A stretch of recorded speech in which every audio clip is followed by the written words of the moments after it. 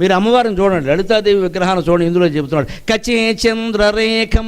ఆవిడ కేశభాషంలో చంద్రరేఖ ఉంటుంది కదండి. అష్టమీ చంద్ర విభ్రాజ దళికస్థల శోభిత. చూశారా? ఆ నామం చదివేసి అష్టమీ చంద్ర విభ్రాజ దళికస్థల. ఇదో పనికిమాలిన విభాగం. ఇక్కడ మనకు ఆయాసం వచ్చినప్పుడల్లా ఆపేయకూడదమ్మా, అర్థాన్ని బట్టి ఆపాలి. ఎక్కడ ఆయాసం వస్తే అక్కడ ఆపేయడు, అది పనికిమాలిన మీనింగ్ వస్తుంది అక్కడ.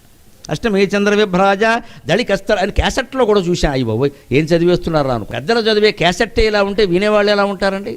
దళికస్థలం, ఈ దళిక ఎక్కడదే? అది అష్టమీ చంద్ర విభ్రాజత్ అళికస్థల శోభిత. అళిక అంటే నుదురు, విభ్రాజత్ అంటే ప్రకాశించు సున్నా, అది సంధి, దాన్ని జస్త్వ సంధి అంటారు. విభ్రాజదళికస్థల శోభిత చదవగలిగితే అష్టమీ చంద్ర విభ్రాజదళికస్థల శోభిత అని పూర్తిగా చదవాలి. లేకపోతే అష్టమీ చంద్ర విభ్రాజదళికస్థల శోభిత అని చదవాలి. మనకు ఆయాసం వచ్చినప్పుడు ఆపేస్తే అలాగా.